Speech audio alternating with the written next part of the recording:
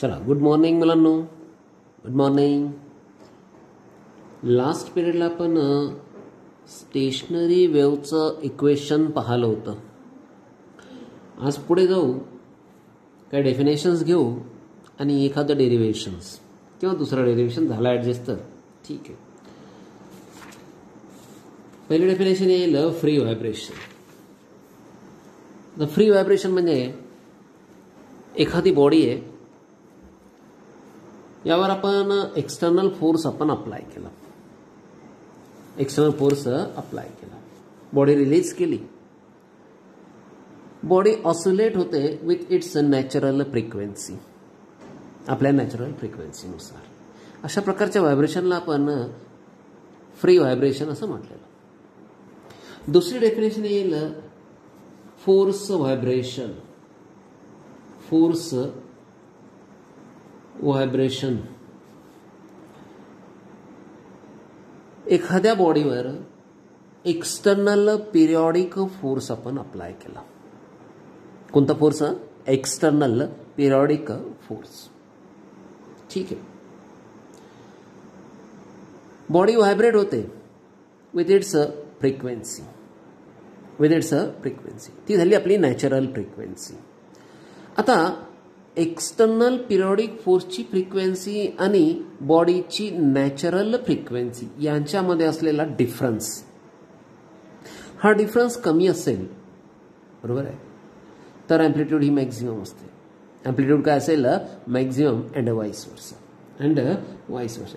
आता ज्या वेळेला बॉडीची फ्रिक्वेन्सी आणि एक्सटर्नल पिरियॉडिक फोर्सची फ्रिक्वेन्सी दोनही सारख्या असतील, बरोबर आहे, तर बॉडी व्हायब्रेट होते with maximum amplitude. With maximum amplitude. पहा, external periodic force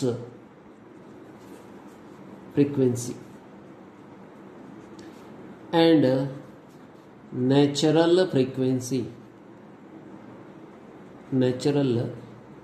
frequency of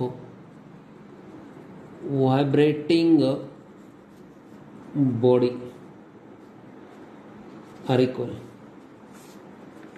R equal. Then body vibrate with max amplitude. ठीक आहे. It is also called as the resonance. आपण त्याला रेझोनन्स असं आपण म्हणतो. It is also called as the resonance. आता पहा,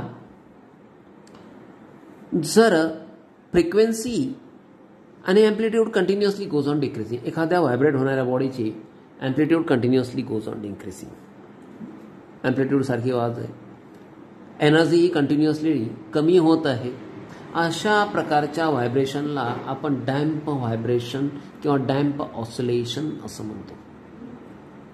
अशा प्रकारच्या व्हायब्रेशनला आपण डॅम्प ऑसिलेशन. मग डॅम्प ऑसिलेशनमध्ये काय होत राहतं की त्या बॉडीची एनर्जी सारखी कमी होत राहते. बरं, ठीक आहे. दुसरं, amplitude continuously goes on decreasing. Naturally displacement also continuously goes on decreasing.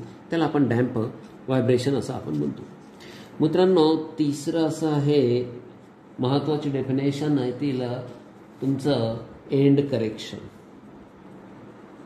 End CORRECTION, end correction. आता हा कन्सेप्ट पहा कसा आहे. मी एखादी डायग्राम घेतो, यावरून आपल्याला एक कळून जाईल. हा एक एंड क्लोज असलेला ऑर्गन पाईप दिसला का? हा झाला ऑर्गन पाईप. यातून मी वेव्ज सेंड केले, एकतर लॉन्जिट्युडिनल. पहा, एक कन्सेप्ट आहे एंड करेक्शन. काय कन्सेप्ट आहे एकदा अंडरस्टँड करू. यासाठी आपण एक ऑर्गन पाईप घेतला, याचं एक एंड क्लोज आहे. यातून आपण लॉन्जिट्युडिनल वेव्ह सेंड केले.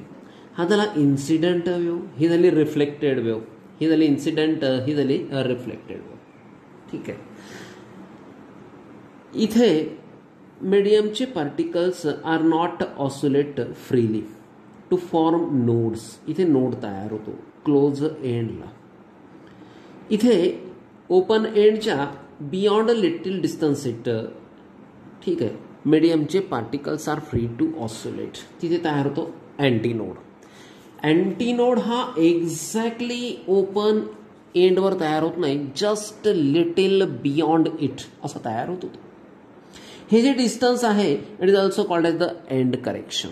ॲक्च्युअल डिस्टन्स आणि जिथे अँटीनोड तयार होतो ते डिस्टन्स, अँटीनोड आणि ॲक्च्युअल डिस्टन्स यांच्यामधलं अंतर एंड करेक्शन, याला आपण काय म्हणतो, एंड करेक्शन. ठीक आहे. एंड करेक्शन ही झाली length, total length of the air column is equal to actual length small L, ही इथून एवढी length of the air column present in organ pipe plus end correction, plus end correction.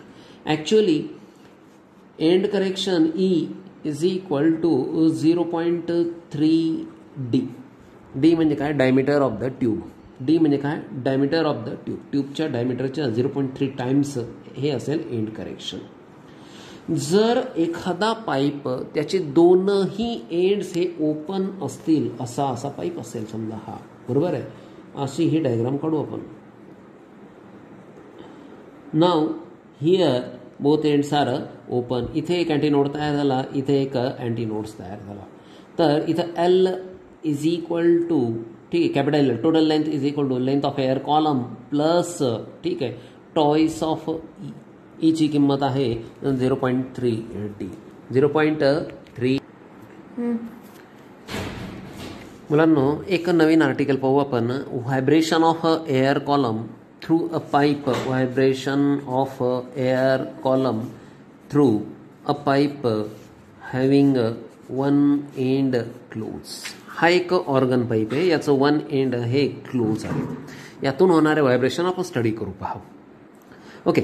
तर सगळ्यात पहिले काय होऊ शकतं, ॲज पर द कंडिशन्स जास्तीत जास्त हाफ लूप जनरेट होऊ शकते. ठीक आहे. ओके. हा एक ओपन ऑर्गन पाईप. यामधून साऊंड वेव्ज किंवा longitudinal waves through the air column, या एअर कॉलममधून, ठीक आहे, आपण सेंड केली. ही इन्सिडंट झाली, रिफ्लेक्ट झाली. इथे तयार झालं नोड्स. काय तयार झालं, नोडला काय असतं, एकूण डिस्प्लेसमेंट हे मिनिमम किंवा जवळजवळ 0 असतं, बरोबर आहे. रिफ्लेक्ट झाली, इथं एंडच्या जस्ट लिटिल बियॉन्ड इट अँटीनोड्स तयार होतात. काय तयार होतात, अँटीनोड्स तयार होतात. मग डेफिनेशन काय सांगते आपली, ठीक आहे, length of the air column is equal to the distance, बरोबर आहे, किंवा आपण याला असंही म्हणू एल इज इक्वल टू, ठीक आहे, नाव द डिस्टन्स बिटवीन नोड आणि अँटीनोड. ठीक आहे, द डिस्टन्स बिटवीन नोड आणि अँटीनोड इज इक्वल टू, सांगा रे. आता पहा, लास्ट वेळेला आपण काय म्हटलं होतं, λ/2. Distance between two successive nodes और antinode is equal to λ/2, is equal to λ/2. ठीक आहे. ओके. किंवा आता याच्यामधलं अर्ध अंतर आहे, मग कोणत्याही दोन नोड्समधलं अंतर λ/2 आहे. हे किती आहे मग, नोड आणि अँटीनोड इज इक्वल टू λ/4. किती असेल हे, λ/4. ओके. मग आता इथलं काढू बरं एकदा. नोड, हा नोड्स आणि हा इथं तयार झाला अँटीनोड्स. एवढं अंतर किती आलं, λ/2. किती आलं रे, λ/2 प्लस λ/4. किती आलं, λ/4. ओके. एवढं अंतर आहे λ/4, एवढं अंतर आहे λ/2. 2 प्लस 2, याला मी 2ने मल्टिप्लाय करतो, इज इक्वल टू, ठीक आहे, twice plus 1 thrice λ/4 is equal to thrice λ/4. इथे लक्ष द्या एकदा. एवढं अंतर किती आहे रे बाबा, डिस्टन्स बिटवीन टू सक्सेसिव्ह λ/2. ठीक आहे, total length is equal to λ/2. एवढं अंतर किती आहे, λ/2 प्लस इथून तर इतकं अंतर किती आहे, λ/4. λ/2 प्लस λ/2 म्हणजेच किती आला आपला, λ plus λ/4 is equal to 5 λ/4 is equal to 5 λ/4. हे झालं आपलं डायग्रॅमॅटिक. आता आपल्याला, ठीक आहे, व्हायब्रेशन ऑफ एअर कॉलम, यातून काढू आपण साऊंडची व्हेलॉसिटी. साऊंडची velocity, we have to find out the velocity of a sound.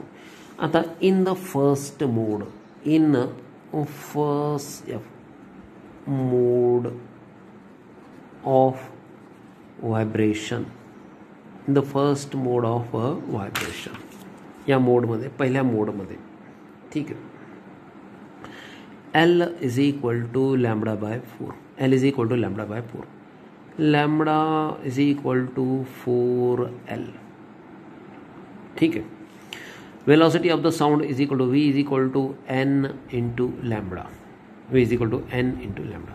N is equal to frequency is equal to V upon lambda. V upon lambda. ठीक आहे पोरांनो. वेलॉसिटीची किंमत सबस्टिट्यूट करा. V is equal to N upon lambda. ठीक आहे. लॅम्बडाची किंमत किती आहे 4L. लॅम्बडाची किंमत आहे 4L. ही इथे मी सबस्टिट्यूट करतो. N is equal to V upon लॅम्बडाची व्हॅल्यू आहे 4L. V is equal to lambda upon 4.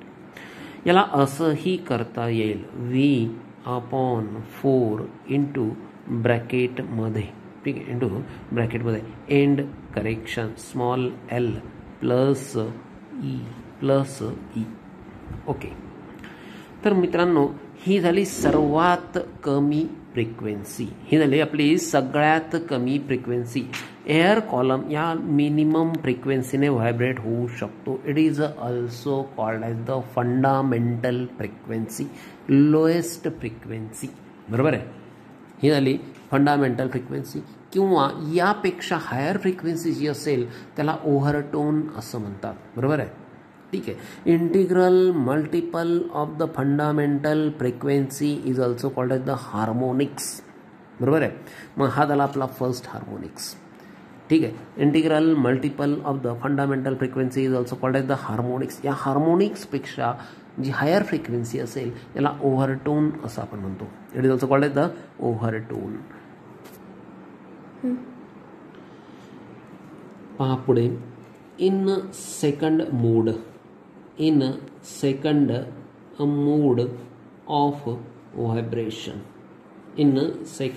Of vibration.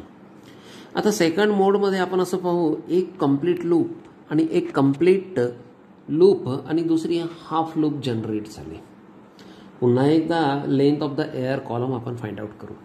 आता पहा, इथून हा नोड आणि हा नोड यांच्यामधलं अंतर किती आहे? Distance between two successive nodes is equal to lambda by 2. हा एंटी नोड ते नोड यांच्यामधलं अंतर आहे लॅम्बडा बाय 4. टोटल लेंथ गेली थ्राईस लॅम्बडा बाय 4. ओके. मी याला असं लिहितो V is equal to N lambda. V is equal to N lambda. ठीक आहे भाऊ. लॅम्बडाची किंमत काय असेल? हा 4 multiplied by L upon 3, 4L upon 3. मी याला असं लिहितो. ठीक आहे. Frequency is equal to V upon wavelength. Therefore V upon वेवलेंथची व्हॅल्यू इथे सबस्टिट्यूट करू आपण. ठीक आहे. 4L अपॉन 3 हा 3 याला मल्टिप्लाय जाईल. Thrice V upon 4L. ठीक आहे. मग मी याला असं लिहितो N1 इज इक्वल टू हा 3 आणि ही झाली आपली फंडामेंटल फ्रिक्वेन्सी. याला मी लिहितो थ्राईस N. याला आपण लिहितो थ्राईस N. नाव हा 3 काय इंडिकेट करतो? This indicate that the integral multiple of the fundamental frequency. Integral multiple of the fundamental ही झाली फंडामेंटल फ्रिक्वेन्सी. याला म्हणतो आपण हार्मोनिक्स. मग किती हार्मोनिक्स प्रेझेंट आहे? 3 हार्मोनिक्स प्रेझेंट आहे. हा झाला तुमचा ओव्हरटोन. हा झाला first overtone. Third harmonics, first overtone, third harmonic. मग जर पाईप क्लोज असेल, ज्याचं एक एंड त्याच्यामध्ये एक लूप आणि एक हाफ लूप जनरेट असेल, तर त्यात 3 हार्मोनिक्स तयार होऊ शकतात आणि एक ओव्हरटोन. ओके पुराणो. पुढची conditions. In third mode of vibration. पहा, in third mode of vibrations. परत एक ट्यूब किंवा आपण ऑर्गन पाईप ज्याचं एक एंड क्लोज आहे. आता असं कन्सिडर करू 2 कंप्लीट ठीक आहे लूप तयार झाल्या आणि एक ओपन एंडला हाफ लूप जनरेट झाली 2.5. मग नंतर डेफिनेशननुसार ठीक आहे या दोघांमधलं अंतर किती असेल? डिस्टन्स बिटवीन, डेफिनेशन काय सांगते? Distance between 2 successive nodes is equal to lambda by 2. या 2 नोडमधलं अंतर लॅम्बडा बाय 2. हा नोड आणि हा एंटी नोड लॅम्बडा बाय 4. एकूण किती आलं? 5 लॅम्बडा बाय 4. ठीक आहे. आपण काढू फंडामेंटल आणि फ्रिक्वेन्सी यांच्यामधलं रिलेशन. आता यामध्ये फ्रिक्वेन्सी किती आहे ॲक्च्युअली प्रेझेंट? देअरफॉर ठीक आहे ही झाली total length L. Therefore, lambda is equal to 4L upon 5. 4L upon 5. मी याला असं लिहितो V is equal to N lambda. ठीक है. Frequency is equal to V upon wavelength. V upon wavelength. Substitute this value. V upon wavelength ची value 4L. हा याला गेला 5 multiply. Here हाउ इसको multiply 5.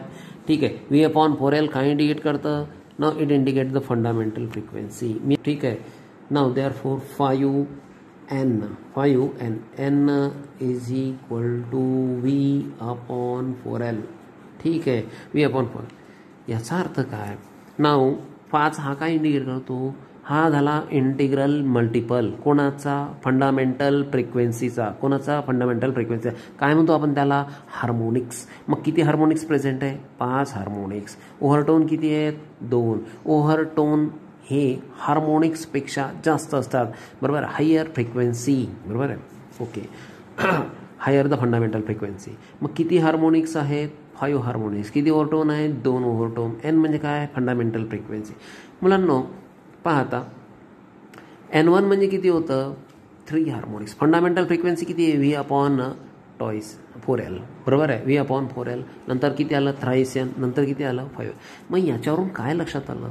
Now this shows that जर पाईपचं एक end close असेल तर त्यामध्ये फक्त आणि फक्त ऑड हार्मोनिक्स प्रेझेंट असतात. बरोबर आहे.